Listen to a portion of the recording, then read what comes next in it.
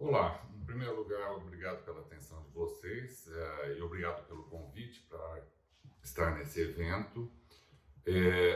O tema que me pediram foi os tratamentos não aprovados. Na verdade, tem muitos tratamentos não aprovados. Um bom exemplo disso são os anticorpos monoclonais para beta-amiloide. Mas isso vai ser objeto de uma outra apresentação nesse evento, então não vou entrar nesse assunto. O que eu gostaria, na verdade, é de pegar alguns exemplos de perguntas que frequentemente aparecem para quem trabalha nessa área. Então você está lá e aí vem alguém e fala, doutor, e isso, e aquilo, e assim por diante. Olha, como vocês sabem, a pilha de perguntas é quase interminável, então não dá para abordar tudo nesse tempo disponível. Então o que eu gostaria era de pegar 3 exemplos de perguntas, eu sinto se eu não tiver aqui o que vocês gostariam de ouvir, mas não daria para ver tudo. Então o primeiro, que é o mais popular, sem dúvida hoje em dia, e o canabinoide, que é aquilo. Você está tratando alguém com demência, chega lá e pergunta, e o canabinoide? Ele pode ser usado aqui? Então eu queria esclarecer algumas coisas a respeito disso. Em primeiro lugar, que canabinoide? Porque na verdade aí tem uma vasta classe. Você tem, que é disso que a gente fala em geral, né? Os fitocannabinoides, e isso inclui o canabidiol, que é realmente a grande coisa, a grande utilização, mas tem também o tetraidrocannabinol, que pode ser usado, né? Por exemplo, o dronabinol. Além disso, existem os canabinoides endógenos, que não vem ao caso aqui, não interessa, e existe uma classe que pode se tornar cada vez mais usada, que são os canabinoides sintéticos. Bons exemplos disso são o nabilone e o arvanin. Bom, os canabinoides são importantes para o cérebro. Na verdade, você tem receptores complexos, CB1 e CB2, que se distribuem vastamente pelo organismo todo, mas no que nos interessa aqui, que é o sistema nervoso central, você tem basicamente o CB1, que fica ligado aí aos neurônios e aos astrócitos, mas você pode ter também, isso é um pouco mais recente essa demonstração, você pode ter receptores CB2, e esses mais ligados à microglia. Isso em relação às células. Em relação às regiões é vastíssimo. Mas basicamente, o que nos interessa aqui é bom saber, existe uma alta concentração de receptores CB1, também um pouco de CB2, nos hipocampos, córtex de associação terciária e nos núcleos da base. E isso tem relevância. Na verdade, a partir daí você pode imaginar por que tanto interesse em canabinoides para 2 condições. Uma que nos interessa muito nesse momento, que é a doença de Parkinson, e a outra que são as demências. Na verdade, tem algumas coisas a respeito dos receptores CB e doença de Alzheimer. A primeira delas é a expressão tanto de CB1 como de CB2 na microglia está aumentada, particularmente em áreas em torno das placas senis. A outra coisa é que a expressão de CB1 nos neurônios está reduzida, principalmente nos hipocampos e nos núcleos da base. E o acoplamento com a proteína G, que é parte da complexidade desses receptores, está inativo. Em outras palavras, você tem uma expressão, CB1, que nos interessa nesse momento, você tem uma expressão reduzida e uma inativação. A relevância disso está por ser plenamente demonstrada. Mas tem algumas coisas que nós podemos pensar, e na verdade foram demonstradas, a respeito dos receptores CB, né, do canabidiol. Então, o que acontece experimentalmente, principalmente, quando você administra canabidiol? A toxicidade induzida pelo glutamato, que é uma das alterações que leva à perda de neurônio na doença de Alzheimer, particularmente em fases mais avançadas, pode ser prevenida.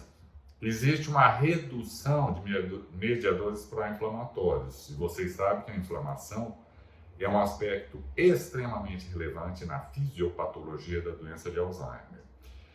A capacidade de retirada de oxigênio reativo e da peroxidação está reduzida. Então, você reduz o potencial redox, né? Ou seja, o outro mecanismo de perda de neurônios. E, finalmente, já foi demonstrado, sempre experimentalmente, que o canabidiol pode reduzir a hiperfosforilação da proteína tau, aquele outro mecanismo tão relevante na doença de Alzheimer. Agora, isso aí significa uma coisa, que você poderia usar canabinoide, o canabidiol, por exemplo, para prevenir a progressão da doença de Alzheimer. Isso pode ser investigado. Mas eu queria chamar a atenção que, apesar dessas evidências in vitro e experimentais, isso ainda está por ser demonstrado. Ninguém falou, olha, existe. E é isso mesmo. Isso ainda precisa de investigação. Que eu saiba, não tem nada publicado especificamente sobre isso. Isto é, respondendo à pergunta, o uso de canabidiol pode reduzir a progressão da doença de Alzheimer? Prevenir a conversão do CCL para demência? A verificar. Mecanismo tem, mas precisa verificar. E como vocês sabem, frequentemente o que você vê em modelo experimental não necessariamente é transferido para a clínica. Nós já vimos isso antes. Agora, a pergunta, quando ela aparece, na verdade é de outra natureza. O que acontece aí é que a pessoa tem lá um ente querido que já está acometido, já está na fase de demência, ela quer saber como é que pode melhorar a sintomatologia daquela pessoa. É essa a pergunta que vocês vão no consultório. Eu vou dar só alguns exemplos. Vocês vão ver que tem uma vasta literatura, mas infelizmente quando você peneirar o assunto não sobra tanto assim. Mas eu vou voltar a isso já já. Antes disso eu queria mostrar alguns exemplos. Então o primeiro exemplo é o uso do THC, do tetraidrocannabinol, não é o canabidiol, no tratamento de sintomas neuropsiquiátricos na demência. O que vocês estão vendo aí, muito resumidamente, então, 24 pacientes, tem aí 22 controles, receberam shunt, serviram como comparativo. E os desfechos aí eram a agitação, esse era o grande sintoma neuropsiquiátrico de interesse nesta investigação em particular, e qual o impacto disso nas atividades de vida diária e na qualidade de vida dessas pessoas e seus cuidadores. O que foi usado aí foi THC na dose de 1,5 mg por dia. Houve uma melhora, porém, o que aconteceu foi o grupo controle também teve uma melhora. E os dois não se diferenciaram. Então, infelizmente, o que vocês estão vendo aqui é uma investigação do THC que não teve diferença com placebo. Então, não serviu, não valeu. Vamos ver um outro exemplo. Isso aqui é um relato de apenas 2 casos. Por alguma razão, diz que é placebo controlado, mas na verdade não é. Se você for olhar esse texto, foi feito uma espécie de um quadrado latino. Então, droga, placebo, outro placebo, droga, depois inverteu. E foi feita, o problema nos 2 casos era agitação noturna. A grande vantagem, a agitação noturna foi medida por actígrafo, ou seja, tinha alguma coisa mais palpável, mais objetiva em relação a isso. E o que deu para ver? Isso aqui foi com dronabinol, 7,5 mg à noite, que melhorou, né? Pelo menos nesses 2 casos. Agora, são 2 casos. Está por ser determinado como seria com mais um grupo maior, né?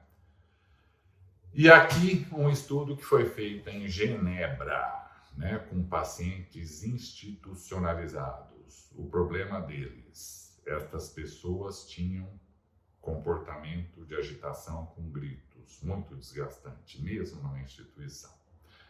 Vamos lá, vamos ver os detalhes disso.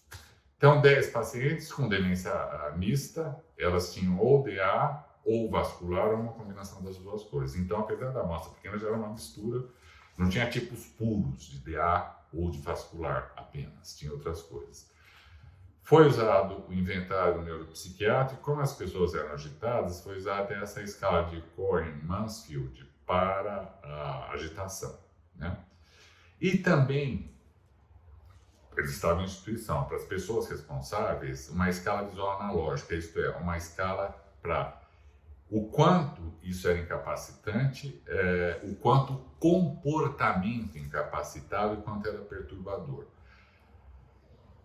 Foi feita uma avaliação nas semanas 2, 4 e depois disso mensalmente. Aqui eu queria chamar a atenção de vocês, está aí no slide. O que foi usado foi uma combinação. Então tinha uma mistura aí de 11 miligramas de tetrahidro e 24 miligramas de canabidiol. Não é aquilo que vocês veem normalmente promovido aí, que é canabidiol puro, quanto mais puro melhor.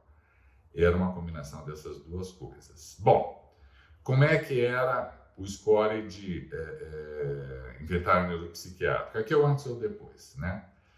O que aconteceu, assim, teve uma redução. Vocês estão vendo aí no slide, né, que foi para quase metade. Especificamente para a agitação, e aí está essa escala de Cohen-Mansfield, abreviada aí como CMAI, houve uma redução, mas em proporção não foi tão grande como para outras alterações do comportamento, mas houve de qualquer maneira. E a percepção lá naquela escala analógica foi de que 7 das 10 mulheres melhoraram, mas infelizmente 2 pioraram. Então não foi uma resposta tão homogênea assim, né? E a alteração mais perturbadora, que era grito e agressividade, 9 tinham antes de começar essa tintura, essa composição, e depois, no final, no desfecho disso tudo, apenas 5, desculpem, apresentavam essas alterações. Então teve uma redução, quer dizer, cortou quase pela metade, né? Então foi um bom resultado aí, exceto, é claro, que pelas duas ali que pioraram nas atividades de vida diária. Provavelmente não está muito claro, mas por sonolência e dificuldade de concentração e assim por diante. Então, a moral da história aqui. Nesta pequena amostra, houve uma resposta convincente quando se usou a mistura. Porém, não é para todo mundo, né? Vocês veem que tem gente ali que até saiu mal. Olha, isso aí são só exemplos. Se você for pegar, então, o geral aqui que eu vou mostrar para vocês é uma revisão Cochrane sobre canabinoides na demência. Essa aqui é de 2021. Tem uma anterior de 2011 que incluiu apenas um trabalho que foi aceitável. Nessa daqui, 10 anos depois, apenas 4 trabalhos. Isso mostra uma coisa, vamos deixar isso claro. Você vê muita publicação, mas pouco resultado, e os estudos deixam a desejar. Só resumindo aqui para vocês, então. No final, nessa revisão de 2021, incluiu 4 ensaios. Somando os 4, você tinha uma amostra de 126 pessoas. E a conclusão, a partir disso aí, é que é incerto se os canabinoides podem trazer algum benefício ou se eles podem trazer algum malefício para pessoas com demência em geral, né? Na comparação com placebo. Quando houve resposta, a resposta foi modesta e pode realmente não ter impacto no dia a dia dessas pessoas e seus cuidadores. E o período, né, de observação, que é uma coisa importante, não foi lá tão grande assim. Variou entre 3 e 14 semanas, o que, pensando que essas doenças têm uma longa duração, é muito pouco. Então, nesse sentido, não é por outra razão que a Academia Brasileira de Neurologia, nas suas recomendações, fala a mesma coisa, né? Fala que deve-se destacar que os resultados dos canabinoides são modestos, né? O tempo de observação é mais ou menos o que a Cochrane já tinha falado. O tempo de observação não foi tão longo assim, o que, é claro, dificulta você pensar em como seria a aplicação em larga escala. E que, então, o uso, né, desse canabinoide não pode ser recomendado. A academia não recomenda. Não recomenda porque não tem evidência. Esse é o ponto, né? A outra pergunta que vai aparecer, já apareceu, tenho quase certeza, é a estimulação transcraniana. Bom, a estimulação transcraniana é a mesma história, né? Qual? Porque, na verdade, você tem a estimulação por pulso único, a estimulação pareada. Não é o que provavelmente vai acontecer se você indicar alguém para fazer essa estimulação. Porque, na verdade, isso aqui, esses dois métodos, eles servem bem para você fazer exploração fisiológica, para entender melhor a fisiologia do cérebro. Eles não são usados clinicamente. O que se usa clinicamente, particularmente em depressão, é o pulso repetido, né? Para indução de mudança de atividade cerebral. Ou a corrente contínua. E, é claro, tem estimulação profunda que é menos usada. Basicamente, eu coloquei essas figuras aí para ilustrar. Na forma padrão, né, que é a estimulação repetida, você tem isso. Você tem um coil, né, o estimulador, que fica de um lado, e do outro você tem o captador. E você tem a estimulação por TDS, que é muito mais simples, né, que é esse capacete. O equipamento também é mais simples. Eu vi, em relação à depressão, de treinar pessoas com depressão para aplicar em casa, mas eu queria dizer para vocês uma coisa: não vão entrar nessa de se não fizer bem, mal não faz, porque ele pode causar, dependendo da situação, convulsão, síncope e perda auditiva, e pode causar uma inação, uma hipomania transitória. Então, vamos devagar aí, não é nenhuma pílula de açúcar. Se faz efeito, faz justamente porque causa alguma coisa. Infelizmente, essa alguma coisa também pode não ser o que você gostaria. Tem muitos estudos sobre a estimulação, mas o que eu queria mostrar para vocês é alguns exemplos só para ilustrar o meu ponto. Então, esse aqui, olha, foi uma estimulação do pré-cúneo em pessoas com doença de Alzheimer. A grande coisa desse estudo era da doença de Alzheimer leve a moderada. Tinha lá 23 que foram estimulados, no final chegou nisso. Começou com 25 cada grupo. E 22 que tiveram uma estimulação chã, uma estimulação inerte, digamos assim. Foi a contínua, e isso é importante, 5 sessões por semana por 2 semanas. Depois, uma sessão semanal por mais 22 semanas. O objetivo aqui era verificar, o primário, era como ficou o CDR na soma de caixas. Tinha desfechos secundários do ponto de vista cognitivo, no exame de estado mental das COG, e do ponto de vista funcional. Basicamente, este é o desenho do estudo. Então, lá uma fase intensiva, aí que era essa de 2 semanas. Depois, uma fase que tinha o semanal, que foi por 2 meses, mais ou menos, né? 24 semanas. Não, desculpem, 6 meses. E focada no pré-cúneo. O resultado está aqui. O resultado foi bom, né? O que vocês estão vendo aí, olha, o que está em azul é a chama. É o, digamos, placebo. E o que está em vermelho é a estimulação propriamente dita. Se vocês olharem na figura A, tem um desfecho primário, que era a soma de caixas do CDR. Foi bom, funcionou. Vocês estão vendo aí. Foi bacana, teve uma diferença significante ao final de 6 meses. E isso também foi demonstrado para a cognição, um beta-O-ADAS-COG em seu mini-exame.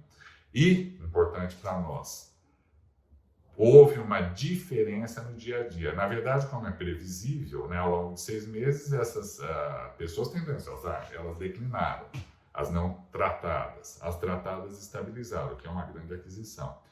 E houve também uma melhora, a letra E, no inventário neuropsiquiátrico, no comportamento. Então, isso foi bem sucedido. Ele mostrou, no global do CDR, uma diferença no sentido de estabilização, que tinha uma correspondência nas escalas cognitivas aplicadas aqui, e que tinha uma correspondência no comportamento e também nas atividades do dia a dia, né? Então, é importante.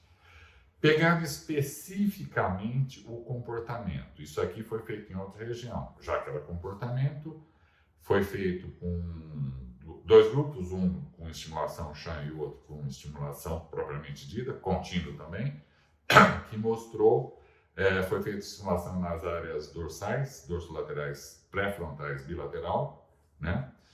Estimulação alta esquerda e baixa direita por 4 semanas, 5 sessões por semana, depois mais 4 semanas de observação. Vocês perceberam que assim, na primeira fase você tem que fazer intensivamente? Não tem como inventar aqui, né? É assim mesmo que funciona, né? E o desfecho foi a escala de Pittsburgh, era para observação do efeito sobre o sono. E aqui, vocês estão vendo, está aqui no resumo, mas eu posso dizer para vocês, medindo objetivamente, houve uma diferença significante. Então, tem 2 coisas diferentes aqui, em relação à estimulação transcraniana. Onde você está atuando e qual é o seu objetivo. Precisa ficar claro. Não é o tipo de coisa, vai com tudo e estimula tudo. Isso não dá para fazer. Vai ter que escolher qual é o objetivo. Neste sentido, é importante, eu acho, então, você saber a quantas anda a comparação entre diferentes estudos. Isso aqui é uma revisão, né? Então, comparou a contínua, né, e a direta, para a contínua com baixa e alta frequência e com a estimulação anódica ou catódica, né?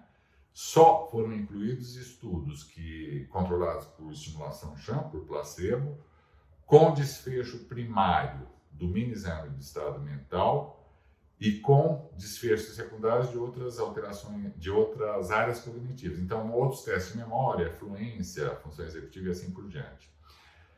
E qual foi a duração do efeito? Isso foi observado por 1 a 3 meses. E aqui eu queria chamar a atenção de vocês. Nesses estudos que foram comparados aqui, tinha gente com demência, mas tinha gente só com CCL. E vamos lá, então, vamos ver o que aconteceu. Então, olha aqui, ó, isso aqui é o efeito pré e pós a curto prazo, né? Em relação ao mini exame do estado mental. Então, na estimulação contínua você teve um efeito, você teve também na estimulação com alta frequência, que é o que está aqui na segunda coluna, e na estimulação com alta frequência... desculpem, só uma coisa, esse CT aqui é treinamento cognitivo, então teve com a estimulação com alta frequência mais treinamento cognitivo, mas olha que curioso, está aqui a estrelinha azul. Se você não fizer estimulação cognitiva, você tem o mesmo efeito aqui. Eu não estou dizendo que a estimulação cognitiva não funciona, ela funciona. Só que aqui ela não fez diferença, é só isso, tá certo? Isto aqui é o efeito sobre a memória, não é o mini mental mais. Você vê algum efeito, principalmente para o DCS. E, finalmente, na memória de trabalho, que teve efeito convincente, né? Vocês estão vendo aí, ó. Funcionou bem.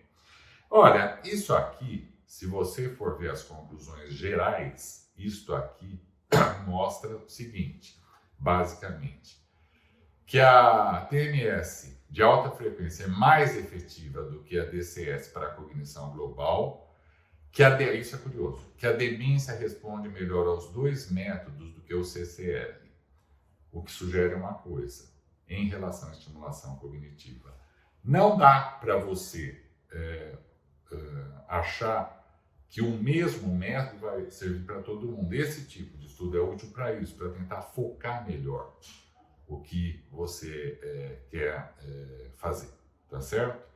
E eu queria só terminar esta pergunta e vocês me fizeram passar uma vergonha, viu? Um grande desgosto, porque eu vi esse título e falei, isso que eu quero. Que é uma coisa que nós gostaríamos, que fatores afetam a estimulação transcraniana repetitiva em pacientes com Alzheimer. Eu devia saber que esse jornal da Universidade de Sichuan não ia ser boa coisa. Então tem só o título. Muito obrigado, eu fiz isso por vocês, não deu em nada. E finalmente a terceira pergunta, e a proteína de choque, Vocês viram isso badalou a valer, né? O que aconteceu foi que tinha notícias de gente que saía, melhorou muito, que tá sublinhado aí, não é só que estabiliza, reverte, isso é maravilhoso. E tinha para isso uns vídeos que você pode ver no YouTube, um de uma parkinsoniana, não dá para mostrar o vídeo aqui, não vai ter tempo para isso, mas ela aparece com as mãos tremendo, depois que ela faz essa proteína de choque, ela tá com a mão assim, serena, sem uma alteração, né? Tem uma coisa aqui, se você for olhar, diz em vários lugares, aprovado pelo FDA. Eu fui olhar essa aprovação, acho que alguns de vocês também foram, e não é bem assim. Na verdade, aqui nós estamos falando de temperatura cerebral. O que a pessoa que está envolvida nisso fez foi criar, isso é importante, realmente foi uma grande coisa, um sensor que coloca aqui, que mede continuamente a temperatura cerebral. E isso foi aprovado pelo FDA, não o tratamento, foi a medida. Tanto assim que isso foi lançado, né, o equipamento foi lançado no Congresso Americano de Anestesia, da Sociedade Americana de Anestesia. Então não é bem que é aprovado pelo FDA, não é. O sensor o tratamento de jeito nenhum, não foi mesmo, tá certo? Só para saber. Aí eu fui procurar, né, base de dados para ver o que tem publicado sobre o tratamento. Olha, vocês estão vendo aí, né, não tem muita coisa em primeiro lugar, né, quando você entra com proteína de choque e demência, né. Eu olhei e nada. Aí eu fui olhar, pegando especificamente a pessoa que está atrás disso. O resultado foi rápido, é o que vocês estão vendo aí. Essa busca focada acabou em nada, né? Não deu em nada. Aqui, eu acho que vale a pena uma coisa. Quando você vê um novo tratamento, isso aqui é da Associação para a Cura da Esclerose Lateral Amiotrófica. Quando você vê um novo tratamento, você deveria olhar esses critérios aqui, né?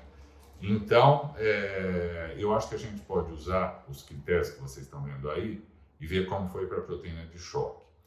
O primeiro critério, né, é se o custo direto é grande. Eu diria, porque é isso mesmo, que R$200 mil para fazer o tratamento não é barato, então, ticado. Se ele está anunciado com eficaz para várias doenças com diferentes fisiopatologias, diferentes causas, está, até para câncer. Então, ticado. Se tem supervisão científica, não. Se tem um termo de consentimento, tem. Né? É assinado um termo de consentimento pela pessoa que vai se submeter ao tratamento, o qual termo de consentimento diz, pode ser que não tenha resultado, então esse aqui está, né? Se tem um mecanismo comprovado pelo qual um novo tratamento não aprovado, funciona, não tem. Neste caso não tem. E vários outros que vocês vão ver por aí não aprovados também não tem, né? Se os resultados são validados por medidas regulares. Não são. Se existe apresentação de resultados, quando é vaga, que foi no congresso, né, sei lá, da planície africana de neurologia, não vai servir, tem que ser alguma coisa que preste, né? Eu estou usando planície africana só para dizer um lugar deserto onde pouca gente vai, nada contra a planície africana, ela é bacana, nós nascemos lá, aliás, né? Lá no leste da África. Se a única evidência de benefício são relatos pessoais, não rola. Vocês sabem que efeito placebo está aí para isso mesmo, não vai servir, não é possível, né? E se os proponentes não têm publicações relevantes, essa dispensa apresentações, eu mostrei para vocês, não tinha. E, finalmente, se os proponentes se retratam como vítimas e aconselham o divórcio dos médicos tradicionais, né? Este é um outro ponto, porque isto aqui também está implícito nesse tratamento. Então, olha, a proteína de choque, aí numa escala de 0 a 10, ela fez 9. Meus parabéns, uma nota altíssima. Pena que uma nota altíssima para alguma coisa que você deveria olhar com muita suspeita. Concluindo então, porque meu tempo está acabando, quando você vai analisar um tratamento, então está lá, e tal coisa, doutor, você deveria ter olhar assim, está sendo indicado só para isso ou para outras doenças? São muitas doenças diferentes? Em quem está sendo aplicado? Você vai olhar, usou em quem? Não está definido? Né? Qual o mecanismo? Não tem definição do mecanismo? O resultado é vago, ou o resultado é tão amplo que você pensa, isso não é possível? Então são coisas que não vão servir. E claro, dizer que o meu vizinho melhorou muito não é suficiente. Bom para o seu vizinho, mas isso não é suficiente de jeito nenhum, tá certo? E aqui, doutores, eu queria concluir dizendo que, como profissionais de saúde, nós temos a obrigação de combater o obscurantismo e também de combater essa má-fé que explora o desespero de pessoas diante de doenças cujo tratamento é difícil ou pouco eficaz e se aproveitam disso. Este é o nosso dever. Muito obrigado pela atenção de vocês.